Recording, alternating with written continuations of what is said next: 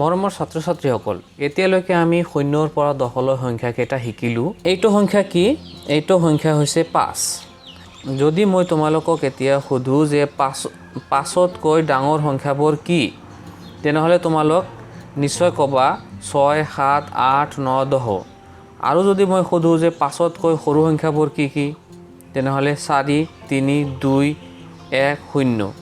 তাৰমানে 5তকৈ সোঁফালে গ'লে, 5ৰ পৰা সোঁফালে যদি যাওঁ আমি ডাঙৰ সংখ্যাবোৰ পাওঁ, আৰু 5ৰ পৰা বাওঁফালে যদি যাওঁ তেনেহ'লে আমি সৰু সংখ্যাবোৰ পাওঁ।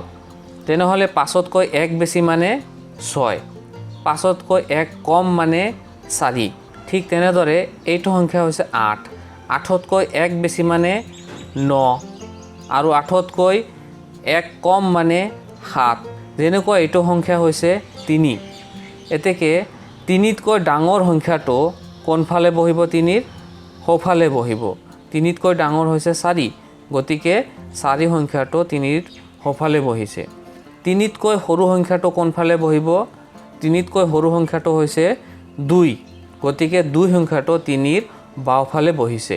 যদি মই তোমালোকক সোধোঁ যে ইয়াত 5 আছে আৰু ইয়াত 7 আছে, তেনেহ'লে 5 আৰু 7ৰ মাজত সংখ্যাটো কি হ'ব? ইয়াত হ'ব 6। 8 আৰু 10ৰ মাজৰ সংখ্যাটো কি হ'ব? 9। 2 আৰু 4ৰ মাজৰ সংখ্যাটো কি হ'ব? 3। এতিয়া মই তোমালোকক যদি সোধোঁ যে 8 সংখ্যাটোৰ বাওঁফালৰ দুটা সংখ্যা কোৱা, কি কি হ'ব? 8ৰ বাওঁফালে আছে 6 আৰু 7। যদি মই তোমালোকক সোধোঁ যে 5ৰ সোঁফালৰ দুটা সংখ্যা কোৱা, কি কি হ'ব? 6 আৰু 7। 7 আৰু 9 এই দুটা সংখ্যাৰ মাজৰ সংখ্যাটো কি হ'ব? 8 হ'ব। 3 আৰু 5 এই দুটা সংখ্যাৰ মাজৰ সংখ্যাটো কি হ'ব? 4 হ'ব। 6 সংখ্যাটোতকৈ 1 বেছি কিমান হ'ব আৰু 1 কম কিমান হ'ব? 6 সংখ্যাটোতকৈ 1 বেছি হ'ব 7 আৰু 1 কম হ'ব 5। 5 সংখ্যাটোৰ বাওঁফালে কোনটো সংখ্যা হ'ব আৰু সোঁফালে কোনটো সংখ্যা হ'ব? 5 সংখ্যাটোৰ বাওঁফালে 4 হ'ব আৰু সোঁফালে 6 হ'ব। ছাত্ৰ ছাত্ৰীসকল, সংখ্যা ৰেখাৰ ধাৰণাটো অলপ বুজি পালানে? ব'লা আমি এতিয়া অনুশীলনীলৈ যাওঁ। অনুশীলনীত লিখা আছে, তলৰ সংখ্যা ৰেখাবোৰত থকা খালী বাকচবোৰত কি সংখ্যা বহিব লিখা। প্ৰশ্ন ক, ইয়াত এডাল সংখ্যা ৰেখা আঁকি দিছে আৰু সংখ্যা ৰেখাত লিখিছে 0, তাৰপিছত খালী বাকচ, তাৰপিছত 2 খালী বাকচ, 4 খালী বাকচ। এতিয়া আমি সংখ্যা ৰেখাডাল মনত পেলাব লাগিব আৰু এই খালী বাকচবোৰ পূৰাব লাগিব। সংখ্যা ৰেখাডাল মনত পেলোৱাচোন। 0, ইয়াৰ 0ৰ পিছত কি হ'ব? বা 0 আৰু 2 সংখ্যাটোৰ মাজত কিমান হ'ব? 1 হ'ব। ইয়াত হ'ব 1, গতিকে আমি 1 লিখি দিলোঁ। তাৰপিছত 2, তাৰপিছত কিমান হ'ব? 2 আৰু 4ৰ মাজত কিমান হ'ব? বা 2তকৈ ডাঙৰ সংখ্যাটো কিমান হ'ব?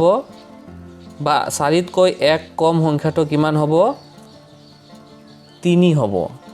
তাৰপিছত 4, তাৰপিছত 4ৰ সোঁফালে সংখ্যাটো কিমান হ'ব?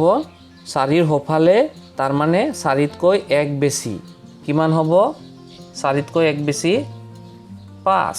প্ৰশ্ন খ, ইয়াত এডাল সংখ্যা ৰেখা আঁকিছে, লিখি দিয়া আছে 1 বাকচ, 3 বাকচ, 5 বাকচ। এতিয়া আমি খালী বাকচবোৰত লিখিব লাগিব 1 আৰু 3ৰ মাজত কিমান হ'ব? বা 3তকৈ 1 কম কিমান হ'ব? বা 1তকৈ 1 বেছি সংখ্যাটো কিমান হ'ব? 2 হ'ব। 1তকৈ 1 বেছি 2 আৰু 3তকৈ 1 কম 2। 3ৰ বাওঁফালে কিমান হ'ব? 2। 1ৰ সোঁফালৰ সংখ্যাটো কিমান হ'ব? 2।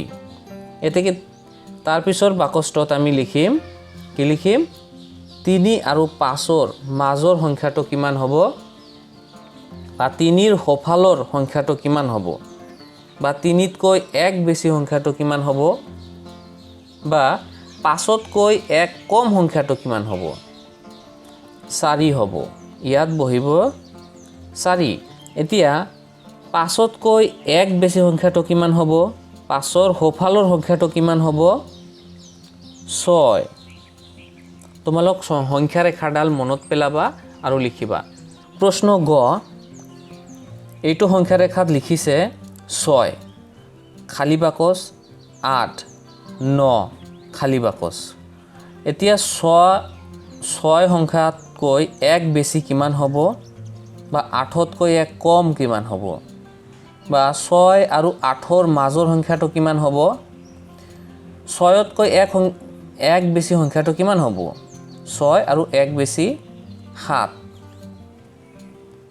আৰু 8ৰ বাওঁফালে বা 8তকৈ কম 7 তাৰপিছত 8 9 9তকৈ 1 বেছি কিমান হ'ব বা 9ৰ সোঁফালৰ সংখ্যাটো কিমান হ'ব 10 1 আৰু 0 প্ৰশ্ন ঘ 1 খালী বাকচ 4 5 খালী বাকচ 1ৰ সোঁফালৰ সংখ্যাটো কিমান হ'ব বা 1তকৈ 1 বেছি সংখ্যাটো কিমান হ'ব 1তকৈ 1 বেছি সংখ্যাটো বা 1ৰ সোঁফালৰ সংখ্যাটো হ'ব 2 এতিয়া 1 2 2তকৈ 1 বেছি সংখ্যাটো কিমান হ'ব বা 2ৰ সোঁফালৰ সংখ্যাটো কিমান হ'ব বা আমি এইফালৰ পৰা চাব পাৰি 4ৰ বাওঁফালৰ সংখ্যাটো কিমান হ'ব বা 4তকৈ 1 কম সংখ্যাটো কিমান হ'ব 3 মই ডাঙৰকৈ লিখি আছোঁ যাতে তোমালোক স্পষ্টকৈ দেখিব পাৰা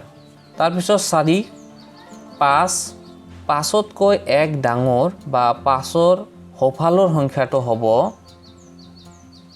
6 এতিয়া অনুশীলনীৰ 2 নং প্ৰশ্ন তলৰ সংখ্যা ৰেখাডাল চাই প্ৰশ্নৰ উত্তৰ লিখা ইয়াত সংখ্যা ৰেখা দিয়া আছে ধুনীয়াকৈ 1ৰ পৰা 10লৈ সংখ্যা ৰেখা আঁকি দিয়া আছে এই সংখ্যা ৰেখাডাল চাই তলত দিয়া প্ৰশ্নবোৰৰ উত্তৰ লিখিব লাগিব প্ৰশ্ন ক 6ৰ বাওঁফালে থকা দুটা সংখ্যা লিখা 6ৰ বাওঁফালে 6 ক'ত আছে এইটো হৈছে 6 এইটো হৈছে 6 এতিয়া 6ৰ বাওঁফালে তাৰ মানে তোমালোকৰ বাওঁ হাত কোনটো সেই বাওঁ হাতৰ ফালে এইফালে এইটো ফাল হৈছে বাওঁফাল এইটো ফাল হৈছে বাওঁফাল 6ৰ বাওঁফালে 5 আছে আৰু 4 আছে গতিকে আমি কি লিখিম 6ৰ বাওঁফালে থকা দুটা সংখ্যা লিখা 4 আৰু 5 4, 5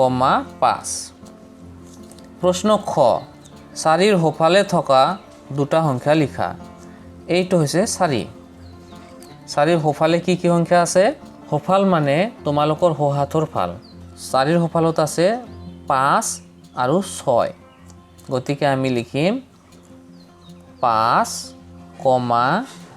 6 প্ৰশ্ন গ 7 আৰু 9ৰ মাজত কি সংখ্যা বহিব 7 আৰু 9ৰ মাজত এইটো হৈছে 7 আৰু এইটো হৈছে 9 এই দুটা সংখ্যাৰ মাজত কি সংখ্যা আছে বাৰু 8 আছে এই দুটা সংখ্যাৰ মাজত আছে 8 তোমালোক সদায় সংখ্যা ৰেখাডাল চাইহে উত্তৰটো লিখিবা ইয়াত হ'ব 8 তাৰ পিছত প্ৰশ্ন ঘ 2ৰ বাওঁফালে থকা এটা সংখ্যা আৰু সোঁফালে থকা এটা সংখ্যা লিখা এইটো হৈছে